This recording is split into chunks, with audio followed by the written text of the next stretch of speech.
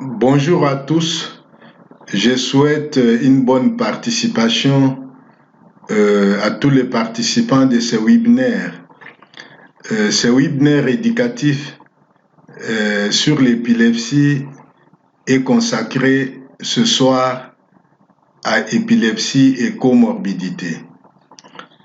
Avant de me présenter, je voudrais m'acquitter d'un agréable devoir, celui de remercier le responsable de la Ligue internationale de lutte contre l'épilepsie qui m'ont choisi pour animer ce webinaire. Je suis Daniel Okitundu Loa et Andiafono. Je suis médecin neuropsychiatre au centre neuropsychopathologique de l'université de Kinshasa. Je suis enseignant à la faculté de médecine et à ce jour, j'assume la fonction de chef du département de neurologie. Je souhaite encore une fois bonne participation à tous. Notre webinaire de ce soirée est consacré à l'épilepsie et comorbidité, comme je l'ai dit. Nous nous sommes fixés les objectifs suivants. Montrer l'importance des comorbidités dans le diagnostic et le traitement de l'épilepsie, définir le concept de morbidité et comorbidité applicable à l'épilepsie, décrire 5 mécanismes et le contexte étiologique des comorbidités de l'épilepsie, répertorier les types de comorbidités de l'épilepsie, notamment chez l'enfant, enfin promouvoir une pratique du diagnostic et du traitement de l'épilepsie qui prend en compte les comorbidités. Ces objectifs seront atteints non seulement par notre exposé, mais aussi par les échanges que nous aurons et la documentation que nous pourrons avoir après avoir réalisé ce webinaire. Notre plan de communication comprend 7 points. Dans l'introduction, nous allons montrer l'importance des comorbidités dans le diagnostic de l'épilepsie et puis nous passerons à l'intérêt du problème des comorbidités, à la notion de morbidité, notion de comorbidité en général, notion de comorbidité dans l'épilepsie, comorbidité de l'épilepsie, et puis prise en charge des comorbidités de l'épilepsie en termes de principe. Au regard des étiologies de l'épilepsie telles que nous les voyons sur cette figure à droite, le diagnostic de l'épilepsie implique les comorbidités parce que ces différentes étiologies de l'épilepsie peuvent donner lieu à d'autres affections autres que l'épilepsie. Il est intéressant d'aborder ce problème des comorbidités pour 4 raisons. L'on sait que les comorbidités compliquent le diagnostic et on peut se retrouver en situation de double diagnostic ou de multiples diagnostics et parfois il est difficile de poser le diagnostic, comme par exemple chez les enfants qui ont des troubles du spectre autistique, il peut être difficile de poser le diagnostic d'épilepsie, comme par exemple pour les personnes qui présentent des crises psychogènes non épileptiques, il est aussi difficile de poser le diagnostic de l'épilepsie. Alors, les comorbidités rendent difficile la prise en charge et augmentent le coût des traitements parce qu'il faut prendre en charge la maladie principale et aussi prendre en charge les comorbidités et les comorbidités peuvent influencer négativement le traitement. Les comorbidités peuvent aggraver le pronostic de la maladie parce qu'il y a d'abord l'évolution de la maladie elle-même et l'évolution des comorbidités qu'il faudrait prendre en compte. Et nous savons que les comorbidités aggravent la situation du patient. Les comorbidités augmentent la charge de morbidité et altèrent la qualité de vie en termes de l'impact négatif de problèmes de santé sur les activités humaines et en termes de perte de vie humaine due au décès précoce, comme nous le verrons plus loin, due aussi aux incapacités. Alors, la notion de morbidité a plusieurs sens et le concept n'est pas c'est un concept polysémique. Ainsi, la morbidité peut signifier état de maladie, disease, illness ou maladie tout court. La morbidité peut signifier un état de mal-être physiologique, subjectif ou objectif. La morbidité peut signifier un état de ne pas être en bonne santé, sickness en anglais, du fait de la maladie. Et la morbidité peut signifier de façon caractérisée une entité morbide avec manifestation pathologique bien connue, ce qui permet de définir des affections, des pathologies, des troubles et des dysfonctionnements selon même, en utilisant même des classifications. La morbidité peut signifier le nombre de personnes ou des cas de maladie dans une population donnée à un moment donné. Elle peut aussi signifier la fréquence des complications ou des mauvaises suites d'interventions chirurgicales ou d'autres traitements. La morbidité peut signifier un ensemble de santé, un ensemble de problèmes de santé d'un individu ou d'une population. Toutes ces définitions de la morbidité sont applicables dans une certaine mesure à l'épilepsie, comme nous le verrons plus loin. La notion de comorbidité en général. Le terme comorbidité comme terme morbidité, c'est aussi un terme polysémique. Il n'y a pas de définition consensuelle à donner à ce terme. Selon le dictionnaire Larousse, la comorbidité est l'association de deux maladies psychiques ou physiques observées dans la population sans causalité établie entre elles, contrairement aux complications. Elle signifie aussi présence d'une ou plusieurs maladies associées à une autre maladie dite primaire, maladie principale ou maladie index. Mais aussi, comorbidité signifie maladie ayant tendance à favoriser l'apparition d'autres maladies. Il est donc intéressant de connaître les nuances de ce concept de comorbidité. Le concept de comorbidité est attribué à Feinstein, médecin épidémiologiste américain, qui a défini la comorbidité comme une entité clinique additionnelle ou associée à une maladie spécifique ou une maladie donnée. Épidémiologiquement, la comorbidité est aussi définie comme une association non aléatoire entre plusieurs entités morbides présentes chez un individu. Donc des entités morbides indépendantes. Une association entre deux maladies n'est pas aléatoire si la probabilité de leur coexistence dépasse significativement le produit de leur probabilité. Un exemple, pour un échantillon de 100 enfants de 11 ans, on a essayé de voir dans cette étude d'Anderson citée par Sopelsa si les troubles anxieux et les troubles déficitaires de l'attention pouvaient être en situation de comorbidité. La fréquence des troubles anxieux étant connue de 7,5, troubles déficitaires 6,7. La probabilité de leur association aléatoire serait de 0,5%. Or, dans cette étude, le taux d'association était de 26%, de loin supérieur à 0,5%, ce qui indique que ces deux affections étaient en situation de comorbidité. Dans l'exemple numéro 2, cité par Lisa, concernant le trouble psychopathologique chez l'enfant épileptique. L'on sait que ce trouble dans la population générale a une fréquence de 6,6%.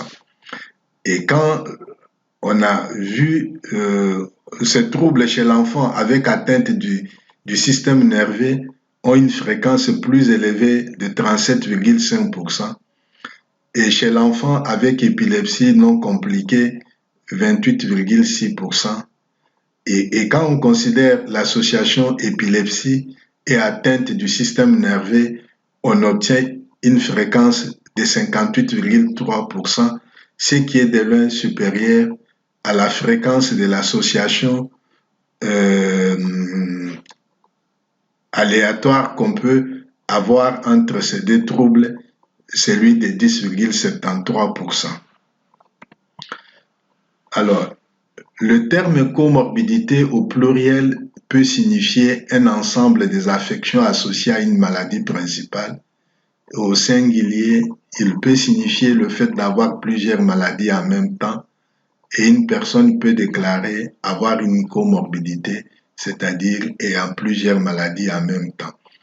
En psychiatrie particulièrement, la comorbidité désigne la présence simultanée de plusieurs affections psychiatriques empêchant de ne retenir qu'un seul diagnostic. Finalement, deux approches sont considérées pour aborder le problème de la coexistence de maladies. L'approche centrée sur la maladie, qui est celle des comorbidités proprement dites, et l'approche centrée sur l'individu, qui nous conduit à la notion de multimorbidité, signifiant présence de plusieurs maladies chroniques ou aiguës chez une même personne au même moment. La multimorbidité signifie en fait présence de plusieurs maladies ou de plus de deux maladies chroniques chez une même personne au même moment sans que l'une ou l'autre soit prioritaire. Mais ce concept de multimorbidité peut impliquer les comorbidités si une maladie de référence ou une maladie index est déterminée. L'épilepsie est une maladie typique avec possibilité de multimorbidité. Il en est de même pour les maladies mentales où la multimorbidité est fréquente et on peut avoir aussi le comorbidité. Le dernier concept, c'est la charge de morbidité en termes d'impact de problèmes de santé quantifiés en termes de perte de vie ou d'activité humaine pour cause de décès précoce de maladies ou d'incapacité, telles définies par l'OMS. Cela prend en compte la gravité, la sévérité des états morbides de santé. Donc, tous ces concepts concernant tous ces sens qu'on donne à la morbidité, à la comorbidité, à la multimorbidité, ainsi que la charge de morbidité intéresse significativement l'épilepsie, comme nous le verrons plus loin. Alors, il est intéressant de mentionner maintenant la notion de comorbidité dans l'épilepsie elle-même. Comme nous l'avons dit plus haut, le diagnostic et la prise en charge de l'épilepsie prend en compte le diagnostic de comorbidité. Plus que chez l'adulte, les comorbidités constituent une question cruciale chez l'enfant parce que l'épilepsie peut affecter le processus de développement neurologique en cours et générer chez l'enfant bien d'autres affections.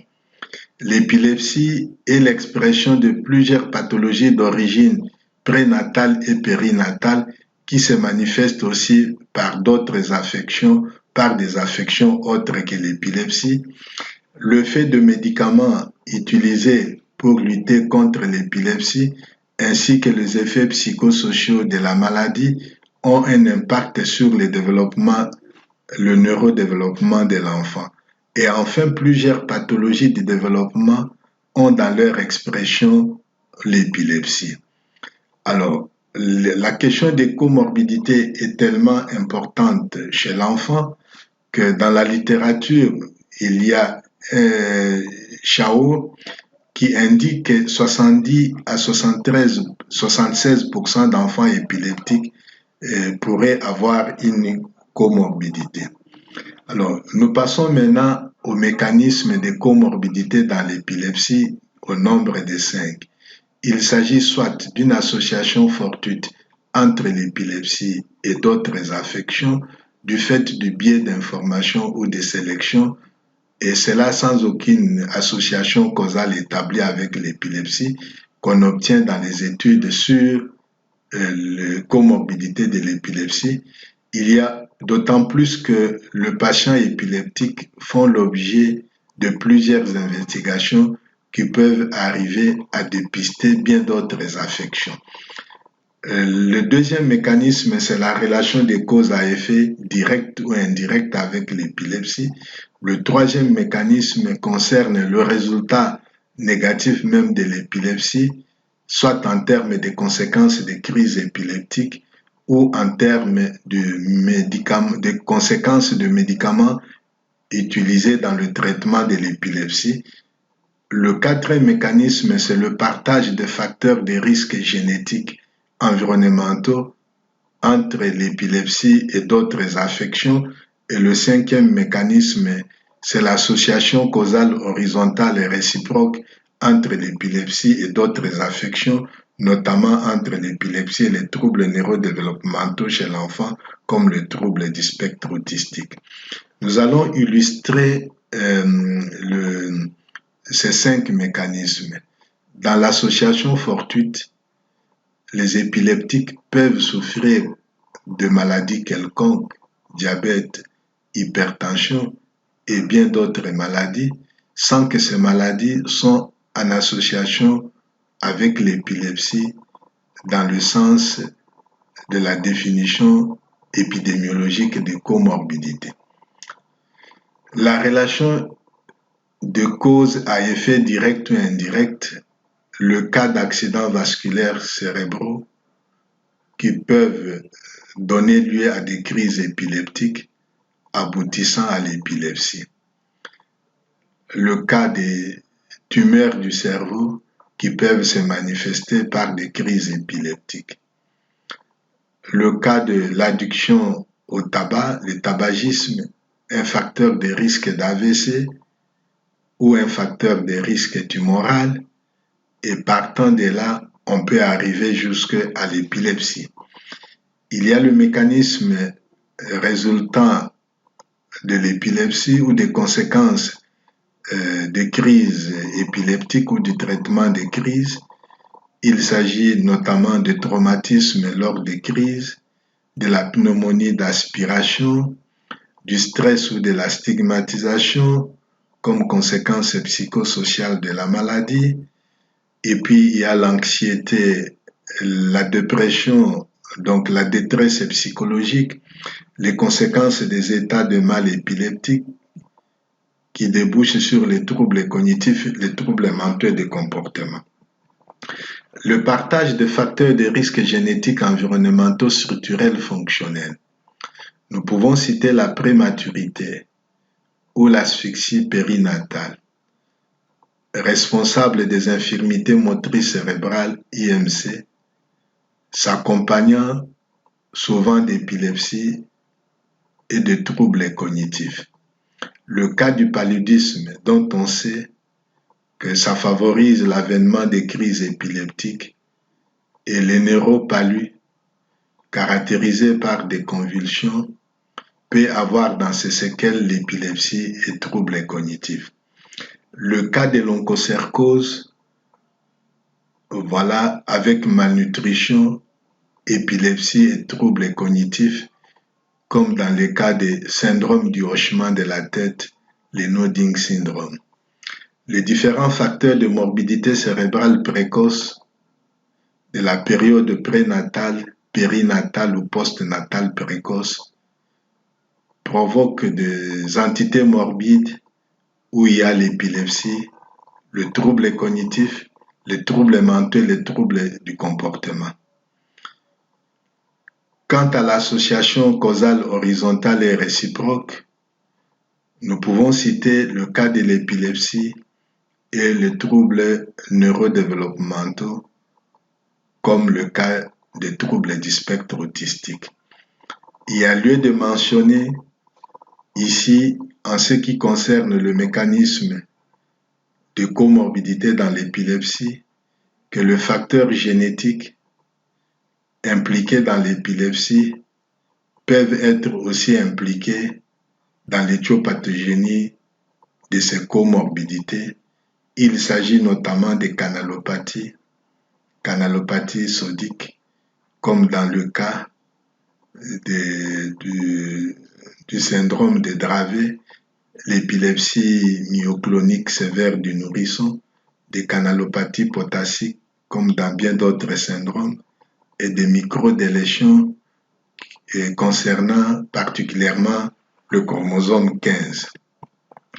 Nous passons maintenant au type de comorbidité de l'épilepsie. Chez l'enfant comme chez l'adulte, 4 types de comorbidités sont décrits dans la littérature.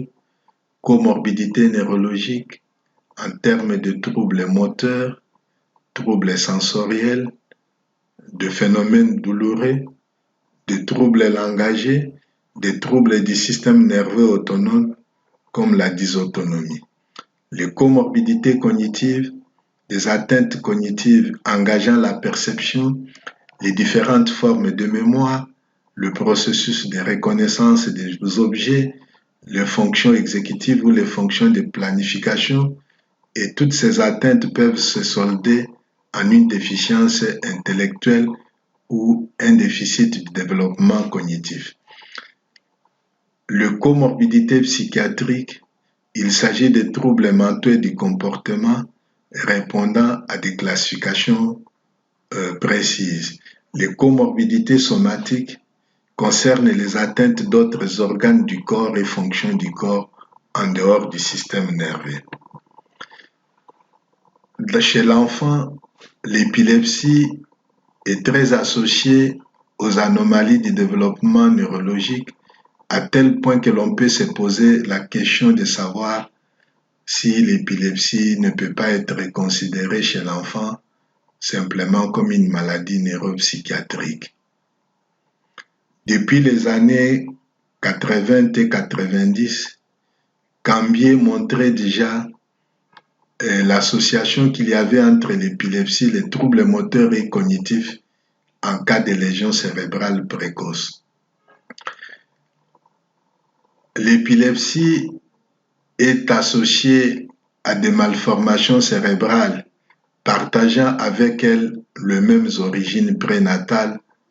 Nous pouvons citer le cas de neuroectodermose, notamment le cas de la sclérose tubereuse, les dysplasies corticales, les malformations en rapport avec la formation des circonvolutions, polymicrogyrie, de malformations vasculaires comme les amartomes hypothalamiques. L'épilepsie est aussi un des signes le plus fréquents dans le retard mental associé aux aberrations chromosomiques et aux maladies géniques, comme dans le cas du syndrome d'Angelman, où l'épilepsie peut être retrouvée dans 90% des cas. Dans le cas de syndrome d'Ereth, 70 à 90% des cas. Dans le cas de syndrome du retard mental X fragile, 20 à 25% des cas. Le crise convulsive prolongée, surtout fébrile, constitue un facteur de risque neurodéveloppemental chez le petit enfant. Plusieurs conditions pathologiques sont communément associées à l'épilepsie chez l'enfant avec comorbidité, surtout dans les 5 premières années de la vie, particulièrement dans les 3 premières années de la vie.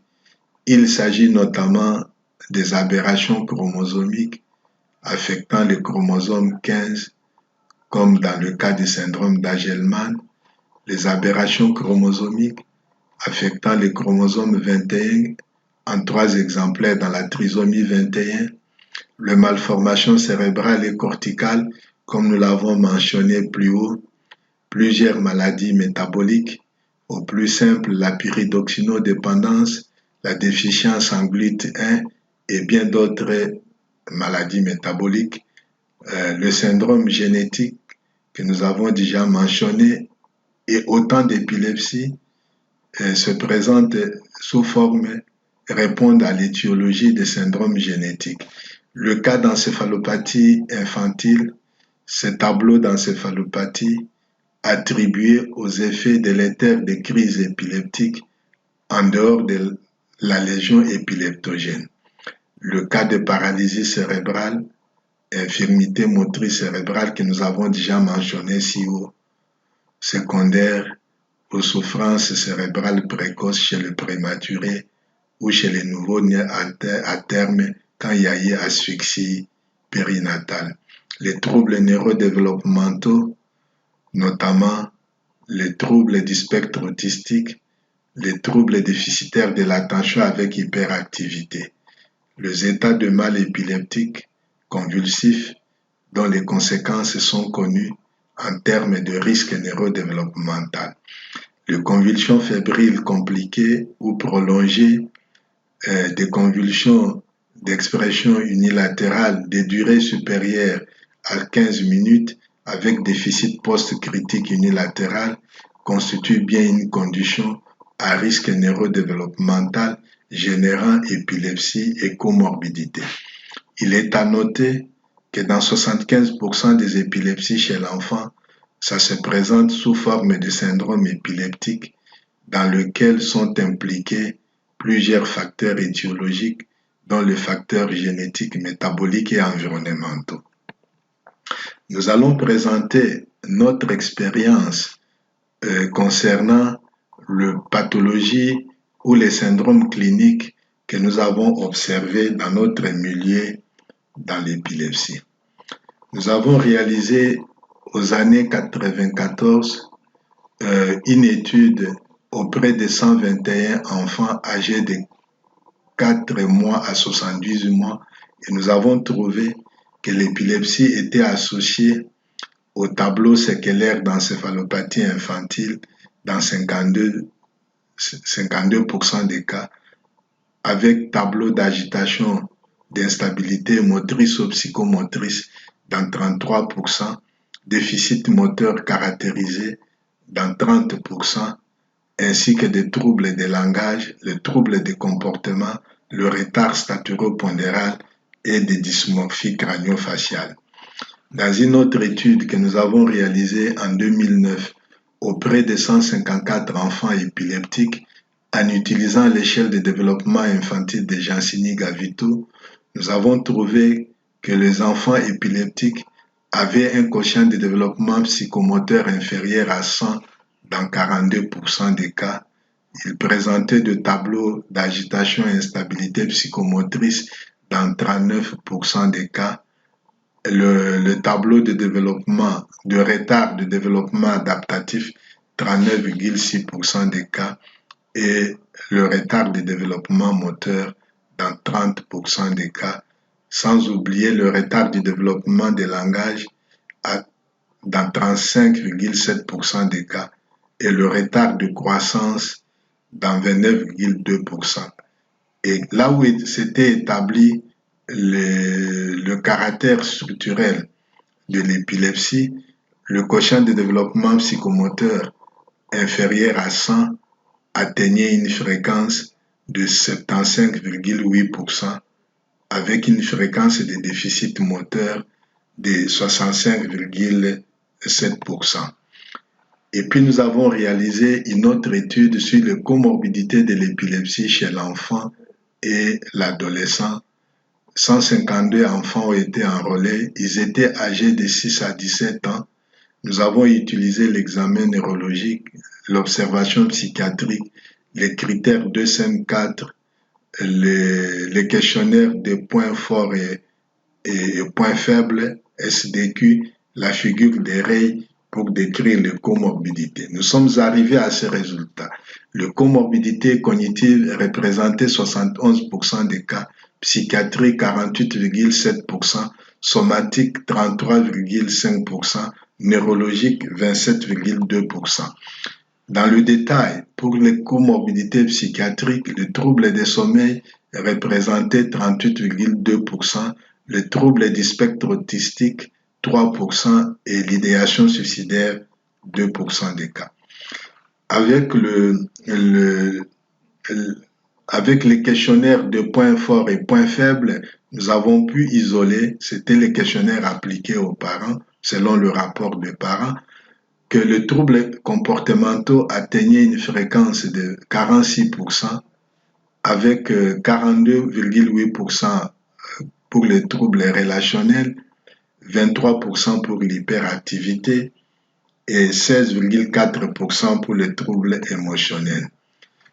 À la figure des règles dont les résultats ont été interprétés par les psychologues cliniciens de notre équipe, nous avons pu observer une fréquence élevée de troubles de la mémoire à long terme dans 76,3%, de troubles de la mémoire à court terme dans 73,7%, ainsi que de troubles de la visuoperception dans 70,4% et bien d'autres troubles.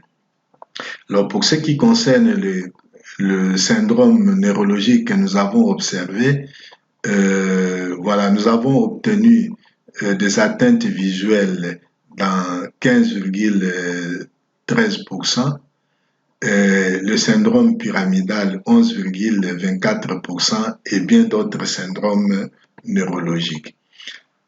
Pour les comorbidités somatiques, nous nous étions appesantis aux dysmorphies et nous avons observé de malformations concernant le pied dans 21,05%, et puis la laxité ligamentaire, l'hyperlaxité ligamentaire dans près de 10% des cas et bien d'autres malformations. Alors, nous avons recherché les associations significatives entre ces comorbidités et nous avons trouvé que le fait d'avoir une comorbidité neurologique multipliait par 4 le risque de comorbidité psychiatrique. Et l'état de mal épileptique multiplié par 2 le risque de comorbidité psychiatrique et l'état de mal épileptique multiplié par 3 les risques de comorbidité cognitive. Alors, nous avons essayé chez l'adulte de collecter certaines données qui nous ont montré l'impact psychosocial de l'épilepsie chez l'adulte dans notre milieu à faire valoir dans l'étude des comorbidités de l'épilepsie chez l'adulte. Nous avons le donné d'une étude ayant porté sur 87 sujets, dont 51 hommes et 36 femmes, dans un centre de soins de santé mentale à Kinshasa, et nous avons analysé le vécu de patients et obtenu que le vécu d'être stigmatisé était observé dans 64% des cas, le sentiment de honte dans 25% des cas, de ressentiment dans 13% des cas, le sentiment de perte de contrôle de soi 15%, la tentative de suicide 14% des cas, des violences envers l'entourage 19% des cas. Et dans une autre étude réalisée en milieu clinique auprès de 423 patients épileptiques, dont 101 hommes et 78 femmes, dans un centre neuropsychiatrique, nous avons observé que les épileptiques avaient des difficultés pour se marier ou étaient en situation de divorce, et cela dans plus de 6 cas sur 10. Et puis, nous avons obtenu les données d'une étude communautaire réalisée auprès de chefs de ménage, en 912 chefs de ménage, des niveaux d'études surtout supérieurs, et nous avons noté que le point de vue des gens était tel qu'on ne pouvait pas se marier à un épileptique, et cela dans 84% des cas. Ces données indiquent que dans notre milieu, il y a lieu de rechercher les comorbidités psychiatriques et autres comorbidités de l'épilepsie chez l'adulte. Alors, nous passons maintenant aux données épidémiologiques de la littérature que nous avons pu collecter sur les comorbidités de l'épilepsie. Les comorbidités neurologiques et cognitives présentent une relation bidirectionnelle avec l'épilepsie.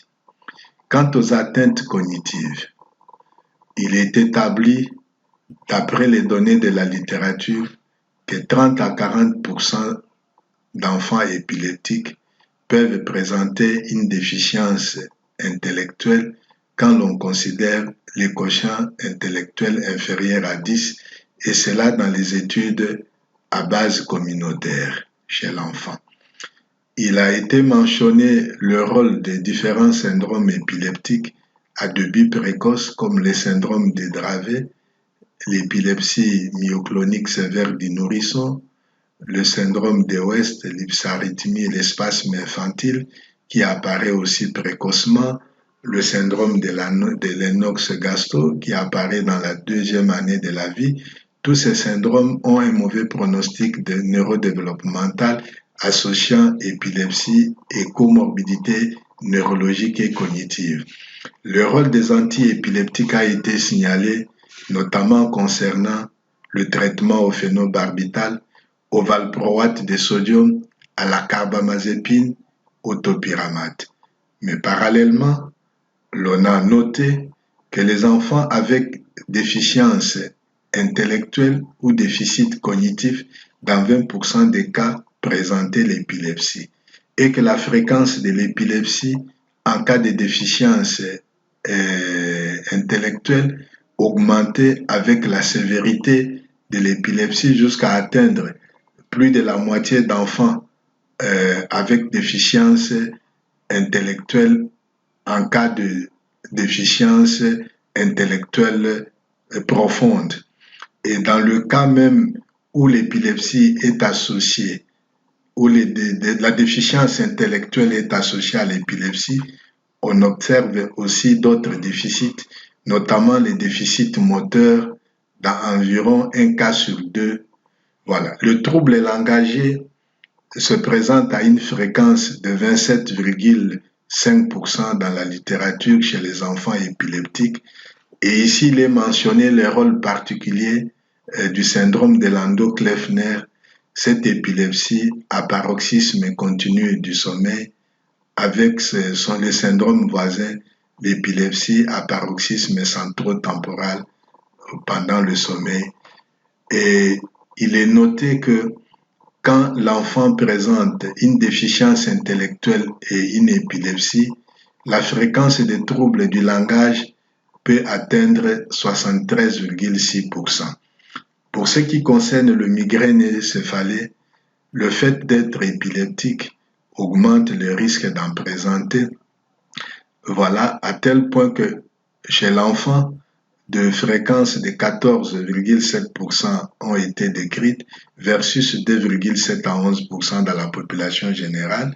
Et tout compte fait, le risque de présenter une migraine est multiplié par 4,5 quand l'on considère le céphalée de tension, et cela d'après les données que nous avons trouvées concernant l'épilepsie de l'enfant. Quant aux troubles de sommeil, en termes de parasomnie, aux troubles de comportement survenant pendant le sommeil, sans oublier aussi les apnées du sommeil et autres troubles, ils sont bien notés chez les épileptiques et parfois ça pose un problème de diagnostic de l'épilepsie pour les crises survenant, les crises morphéiques ou survenant pendant le sommeil. Et les troubles de sommeil sont particulièrement notés dans l'épilepsie nocturne du lobe frontal, où il y a une particularité, le parasomnie qu'on y trouve ne sont pas liés au sommeil rapide, comme cela est le cas généralement. Les comorbidités psychiatriques, ici aussi la relation est bidirectionnelle avec l'épilepsie, entre l'épilepsie et les comorbidités psychiatriques, et il est signalé le rôle néfaste des antiépileptiques. Chez l'enfant, 43% d'enfants épileptiques peuvent présenter des comorbidités psychiatriques. Le risque est de 2,5 par rapport aux enfants non épileptiques. Chez l'adulte, environ un adulte sur deux présente ou peut présenter des comorbidités psychiatriques. Le trouble du spectre autistique, noté dans la littérature à une fréquence de 21 à 32% chez l'enfant épileptique, avec un ordre ratio de 10,7. L'hyperactivité avec déficit de l'attention, 12 à 39% d'enfants épileptiques, versus 3 à 7% et le risque est multiplié par 5. L'hyperactivité avec déficit de l'attention augmente avec l'âge et on trouve des fréquences plus élevées chez l'adolescent. L'anxiété, 13% d'enfants épileptiques, odd ratio 2,3, alors l'adulte, 20% d'adultes épileptiques et surtout l'anxiété généralisée pour l'adulte. La dépression, 7% d'enfants épileptiques, odd ratio 1,8. Chez l'adulte, 23% d'adultes épileptiques, odd ratio 2,7.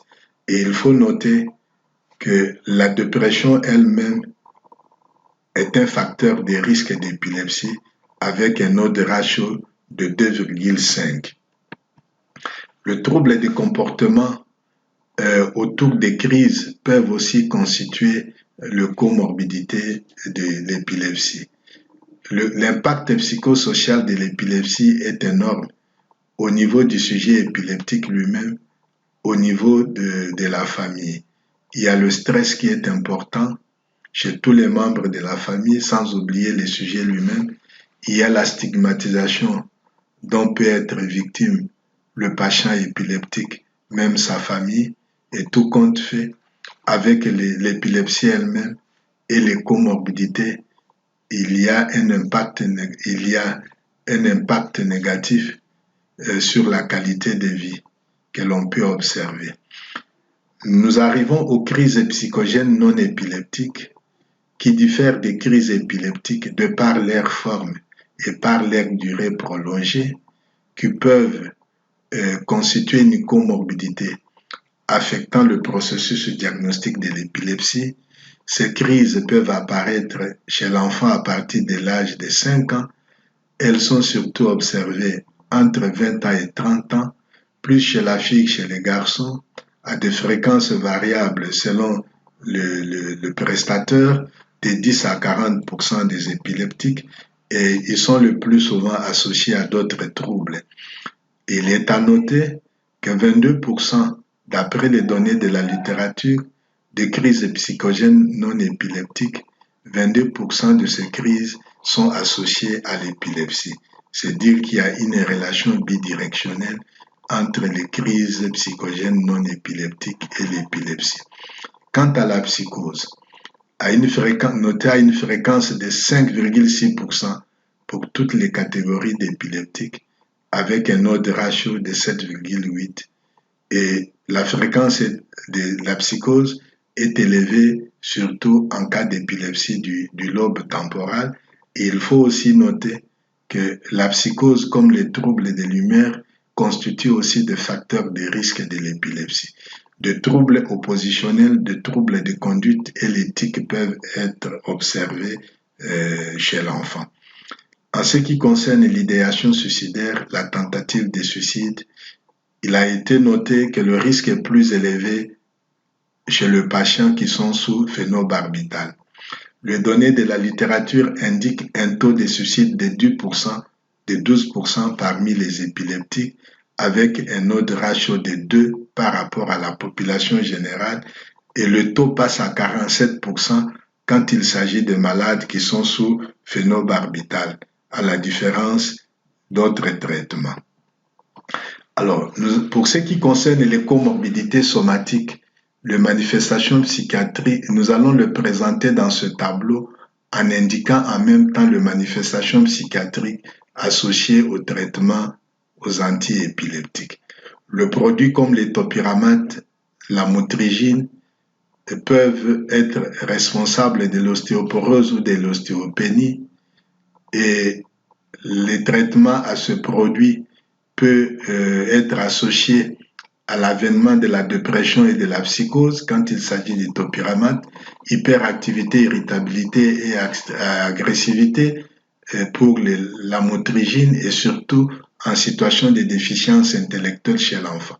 La carbamazépine, l'acide valproïque peuvent être responsables de troubles immunologiques et de l'hypothyroïdie comme comorbidité somatique. Le valproate, la gabapentine, la prégabaline, les vigabatrin peuvent en termes de comorbidité somatique, provoquer une situation de prise pondérale, alors que l'hyperactivité, l'irritabilité, l'agressivité et l'agitation peuvent être secondaires au traitement à la gabapentine, au vigabatrin, surtout en cas de déficit intellectuel chez l'enfant, alors que la dépression peut être secondaire au traitement à la prégabaline et au vigabatrin et la psychose secondaire au traitement au vigabatrin. Les topiramates, les phelbamates, les zonizamides peuvent être responsables en termes de comorbidité somatique de prise pondérale, euh, alors que les traitements à ce produit, notamment aux inosamides, peut être associé aux psychoses, à la dépression, à l'irritabilité, l'anxiété, la psychose pouvant être associées au phelbamate. Alors, le valproate de sodium, l'acide valproïque, ont été déjà décrits comme responsables du syndrome d'ovaire polycystique chez la fille ou la femme, alors que l'acide valproïque, la carbamazépine, la phénitoïne, le phénobarbital, l'oxacarbazépine peuvent être responsables d'une déficience à carnitine, cet acide aminé impliqué dans le métabolisme énergétique par le transport d'acides gras au niveau des mitochondries.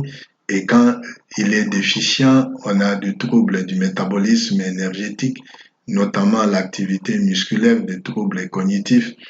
Et la psychose peut apparaître suite au traitement à la phénitoïne, surtout en situation où on a les niveaux sériques élevés du produit.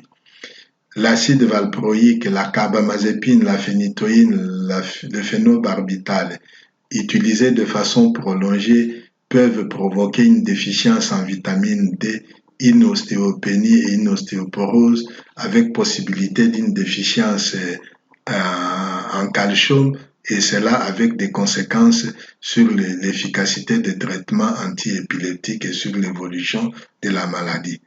Lévétiracétam le traitement à ce produit peut être associé à l'irritabilité, l'agressivité, l'anxiété, la dépression et la psychose.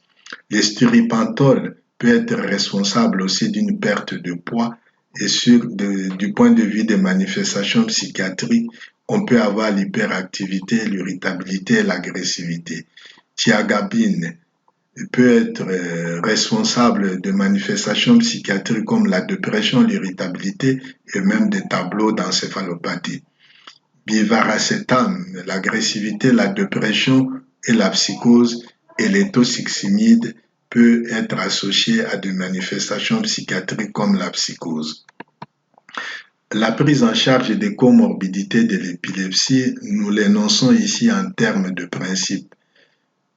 Le diagnostic et la prise en charge de l'épilepsie, comme nous l'avons déjà dit, implique le comorbidité au regard même des étiologies des épilepsies, au regard de la fréquence élevée des syndromes épileptiques d'origine génétique et des syndromes développementaux avec épilepsie, surtout chez l'enfant.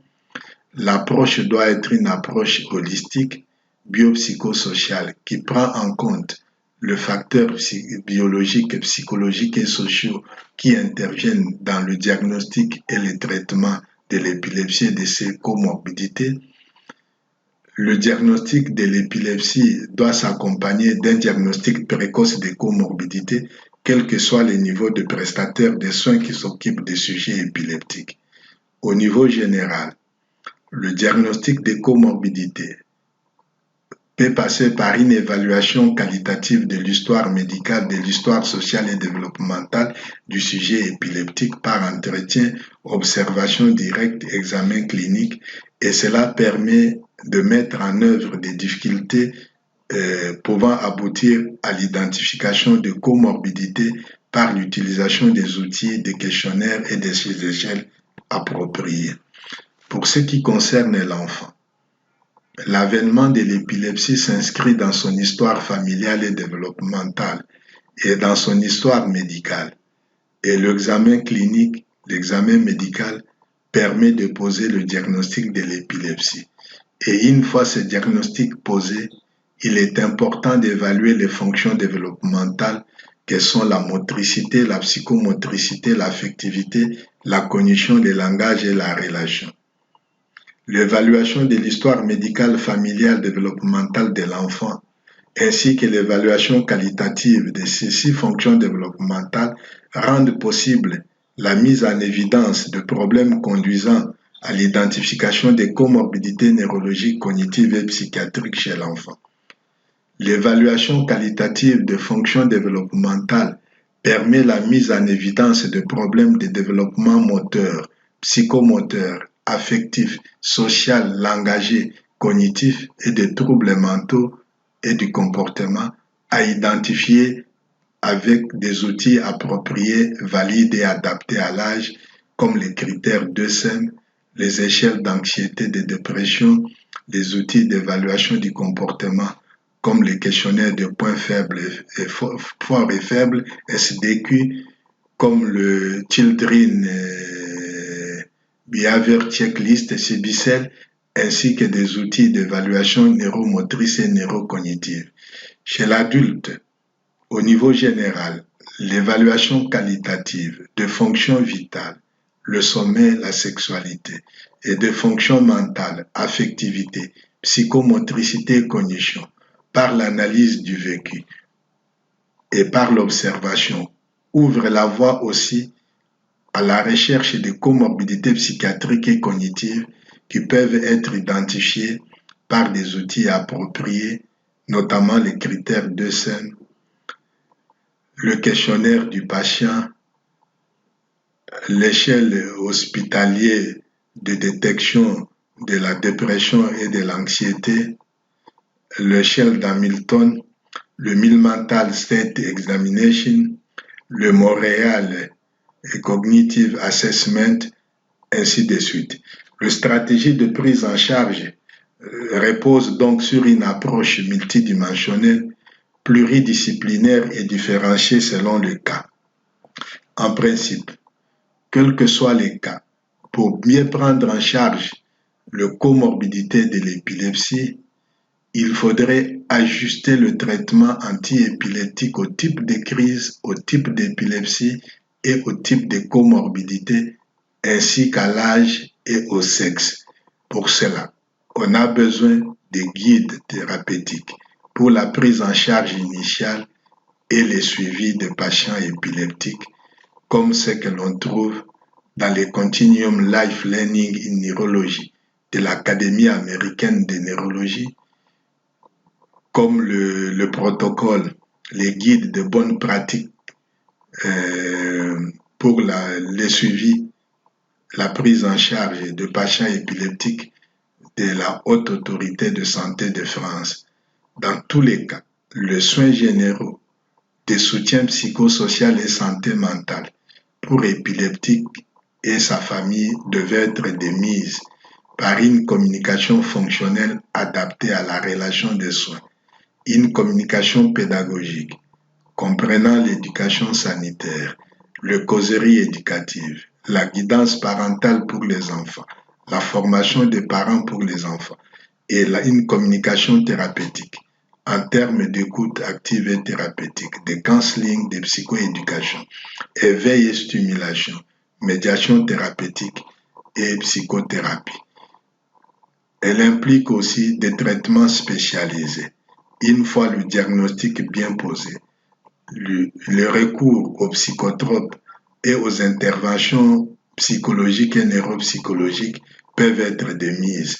Et pour tout ça, on a besoin de guides, notamment, comme je l'ai dit plus haut, les guides présentés par le Continuum Life Learning in Neurology de l'Académie américaine de neurologie et les guides présentés par la Haute Autorité de Santé de France qui préconise les bonnes pratiques pour la prise initiale et le suivi de tous les patients épileptiques de tous les âges.